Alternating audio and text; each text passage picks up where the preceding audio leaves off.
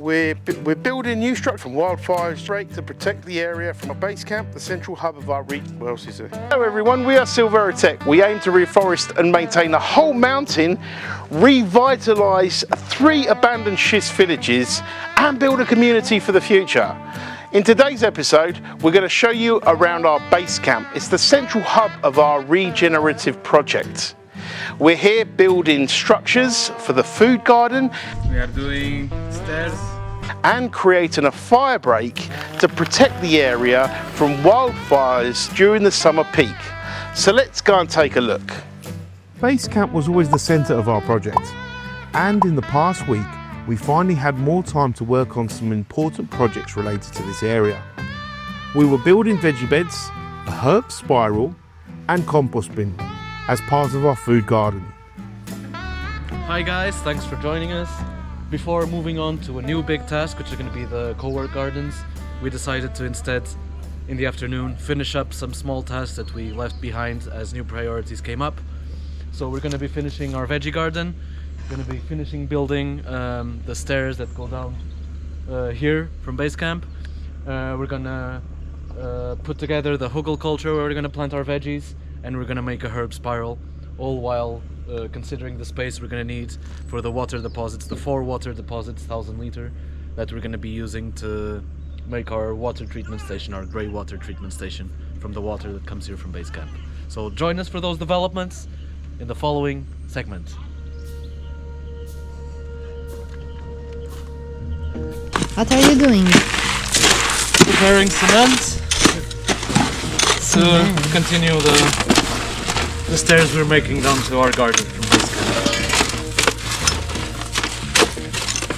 And how do you do it? So we're making a 3 to 2 to 1 proportion. 3 buckets of sand, in terms of proportion. 2 of gravel and 1 of cement, Portland cement.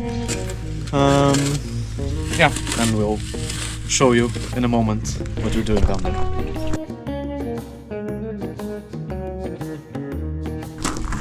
Hello, João. Hi. What are you doing? We are doing stairs on this side. We are gonna do another step today. Okay, so 3 more steps left. Can you show us how they are? Yeah. One here is already done from yesterday. It already dried, and today we are doing another step, more or less here, and then other 2 where those marks are, and should be done.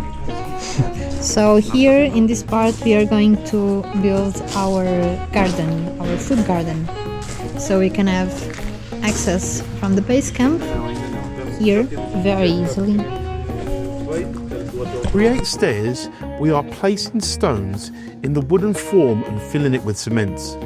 Stones will help create a nice pattern. At the same time, we are building beds using Hügelkultur. Do you guys know what Hügelkultur is? From Dutch, forgive my Dutch pronunciation. Hügelkultur. So it's a technique, I think from the 17th century or something, where basically you'd make composting beds and you'd plant on those composting beds. So here we're going to do something similar, not usually would make a bigger amount, or I would make a bigger amount, but we're going to do the same principle here, which is we're going to add carbon-rich material, in this case sticks and dry plants. Then we're going to add some greens for nitrogen, and then we're going to bury it under soil. What will happen is that this will be composting and decomposing over the next few years, and this bed that we're going to be making won't be needing any fertilization for that period. Maybe at some critical moments during the crop's lives, but in general it will be a fertile soil for a while without any need for intervention. Like branches like this can be a bit thicker, just spread them out.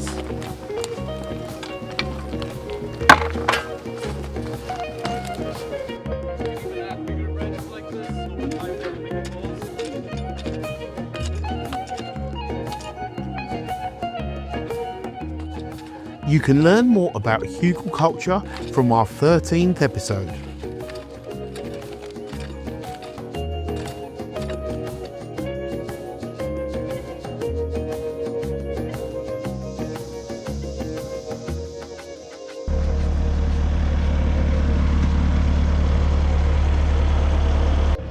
After finishing the beds on the side, we want to create 2 larger veggie beds in the middle using Hügelkultur technique.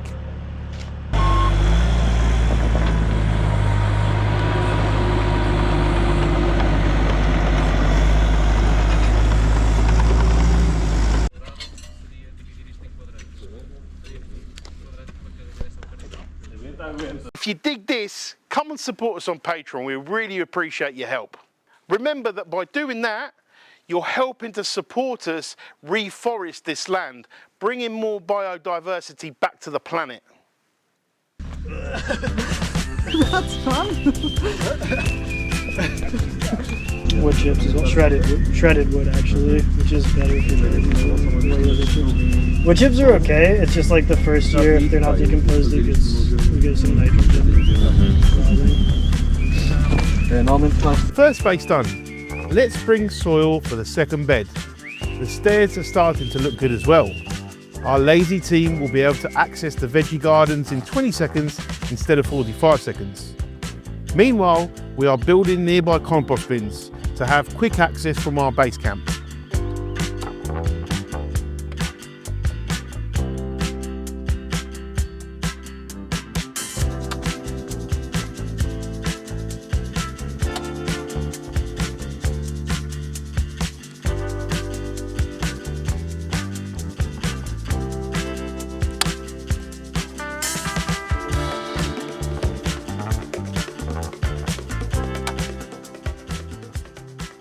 Compost bins are coming along well, and the herb spiral too. Wilson seems impressed.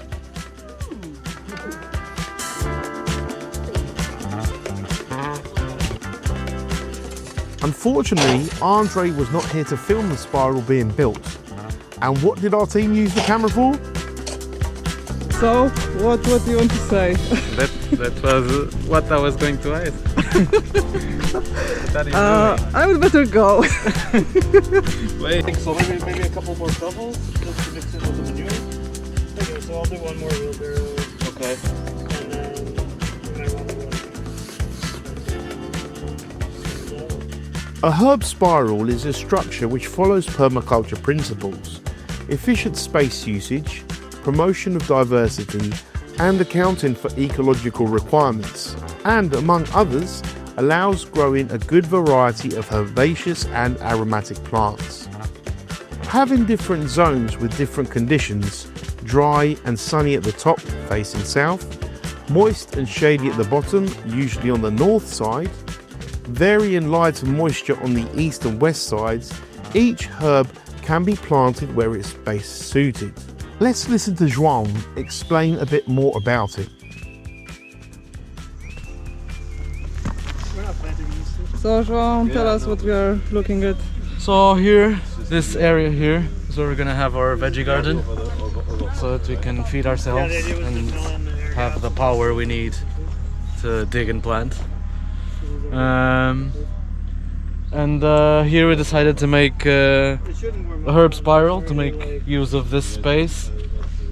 And we have here some rosemary, salvia, some helichrysum, thyme, savory, parsley, strawberry, and a couple of garlics in the middle just to ward off some pests. And why are you using this method? So we're using this method because it's a good way to make good use of space and to give the herbs and the plants that we're putting here specific conditions where they will thrive. So here on the top we'll have the drier soil and most exposed to the sun here on the south slope. And as we go progressively down and to the back or the front of the spiral, we're going to have more sun exposure, less sun exposure, and less moisture and more moisture as we come down towards the bottom. So yeah, we can, a general rule of thumb to do this is to divide it into quadrants, and one facing each cardinal direction, and plant according to the requirements or the characteristics that each quadrant is going to have. Thank you, João. Looks really good. Thank you.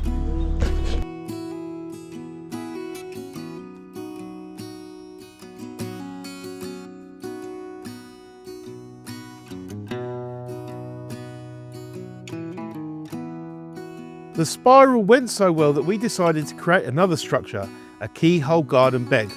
Same as the other veggie beds, we use Hügelkultur principles and fill it with organic matter.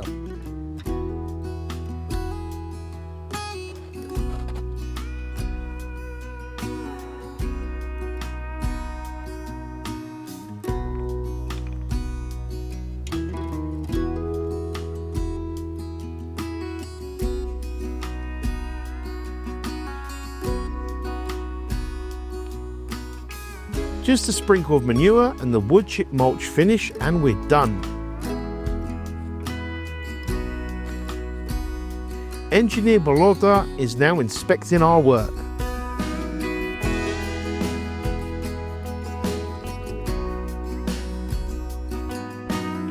Now all beds and the herb spiral are ready, and what's left to add is an irrigation system and start planting.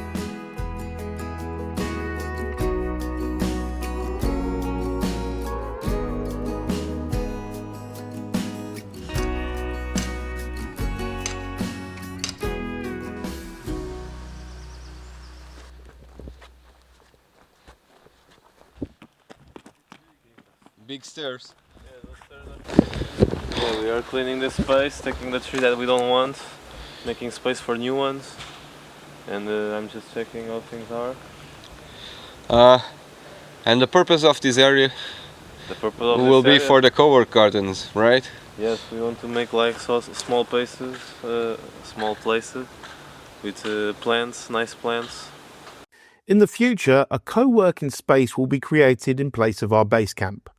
Around it will be the co-work garden, a beautiful, diverse place full of native plants, which not only creates a great space to take a break from work, but also invites more biodiversity in this land. But first, we need to remove invasive species and create a firebreak to avoid wildfires reaching our base camp. Today is the day where our team will start to gather all the things that will cut in the camping area. I'm just coming back from another filming that I've been making of the mountains. Right now you cannot see the mountains because, as we already discussed in a lot of previous episodes, there's a lot of mimosas on the side, lots of them under risk of falling, and they are a very fire hazardous species, and they are very near our base camp, and they can disrupt the work we are doing here. So that's the thing we're working on here, and as you know from previous episodes, if you didn't, you can check them. We have like 230 hectares of land to reforest, and most of them, you might guess, are mimosas. So right now we're working near the base camp, and the point is to expand to the other area of the land.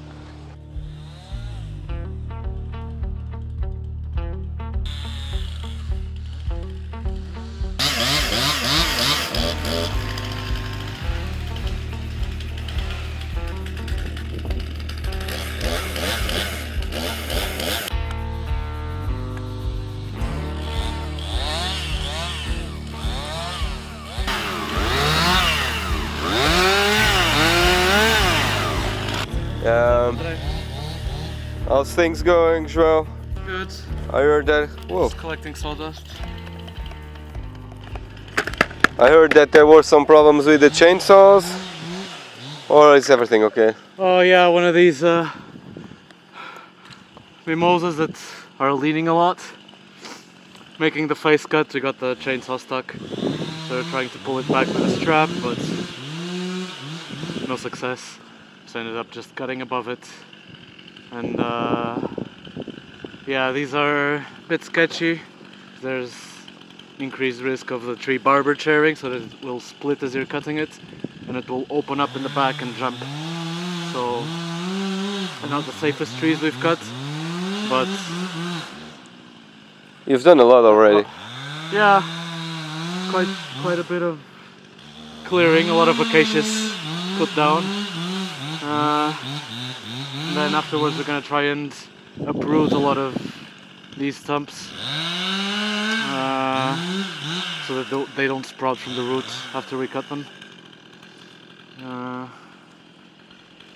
But yeah, hard work. hard work. Sometimes regeneration can seem destructive, but this area is right by our base camp and is heavily dominated by invasive mimosas. Many are at risk of falling over and are not only an invasive species which is tolerant and resilient to fires, but build up a lot of combustible matter. However, we don't let anything go to waste.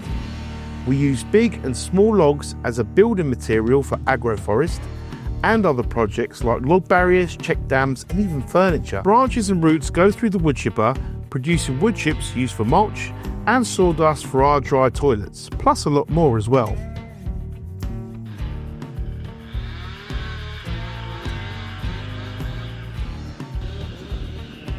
Is the next part to start cleaning the water stream? Oh, here's the water stream is pretty clean. But no, first we need to brush cut all the Spiky bushes. spiky bushes and some small trees that we don't hear because they're in the water line. And then we cut most of the eucalyptus. And yeah, we clean a bit the waterway. And hopefully, if everything goes right, we improve here we stabilize here the slopes because they're not in a very good state. And then we do all the earthworks we are thinking on doing here. Fun part.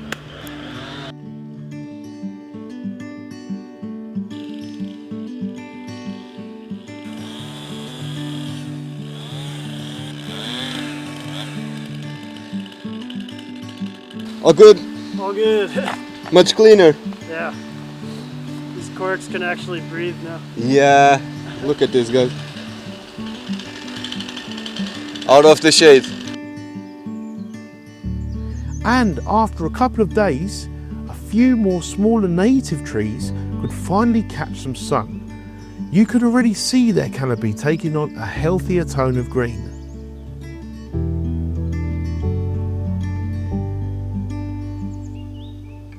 Hello, good morning. Our team is still clearing up the camping area. So right now we're going to check with them if everything is okay. How are they handling it? Because it's been a few days that they've been doing the same and it's hard work. So let's go get in touch with the guys. Hello. Good morning. Good morning. So how's the cleaning going? Yeah, it's going good. There's a lot of light now. A lot of light now. Yeah. Comparing to before, Yeah. big difference. A lot of big grown mimosas, right? Yeah. We will have firewood for the next year, I bet. In this space they were all tilted, Yeah. very dangerous because this was the camping ground. Yeah, was it was very not dangerous safe to camp here. Yeah. to camp here.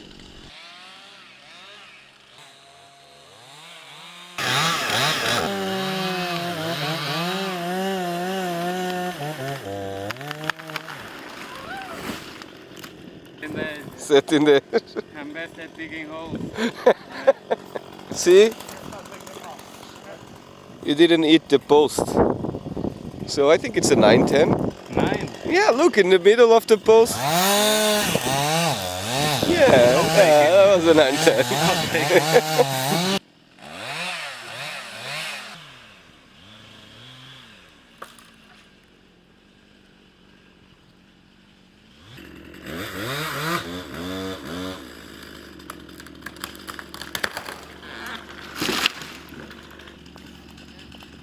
Dash, 10-10. It's called progress. Well done, Joe. If you like our content, don't just lurk, like, comment and subscribe.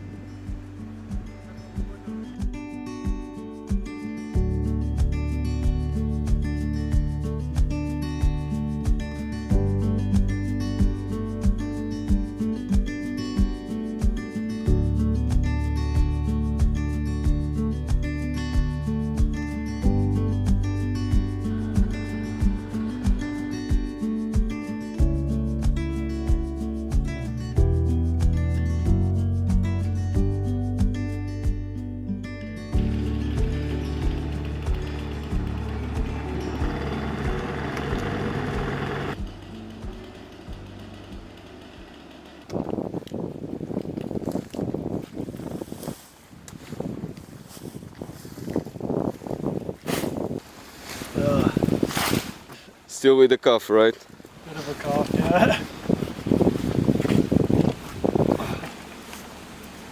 Okay, I'll cut this one and then this one.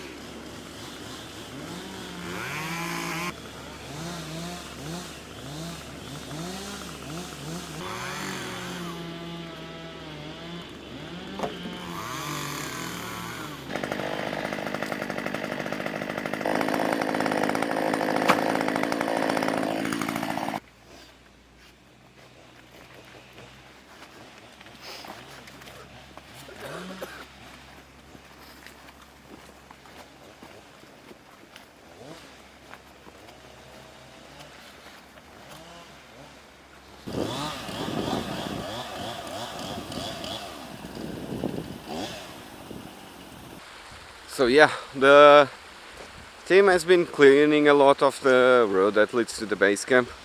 The one that in the first episode I said road like 300 times. If you want to check that, just feel free to do it. But yeah, they've been working on it. They've been working a lot, cutting eucalyptus, cutting mimosas, leaving space for light to enter, mainly for our core trees that are here and are with a lot of light deficit, you can see by their structure. And yeah, it's looking good. Sorry, it's looking good. And now it's time to, after this, start doing some soils and start plant on it and make it pretty, make it biodiverse, make it resilient, and just make it as it was, actually. It took days to clear the whole area and a lot of hard work. It's not always easy to see so many trees disappear, but we know we are doing it with purpose. Creating a firebreak to stop wildfires from reaching our base camp is just one of them. We want to see a more diverse environment, not just monocultures and hillsides of unmanageable invasive species. We can't wait for our plants to be in the soil and spreading roots, to see this place transform into a beautiful, thriving ecosystem, like we know it was. And as always, thank you for coming along with us on this journey.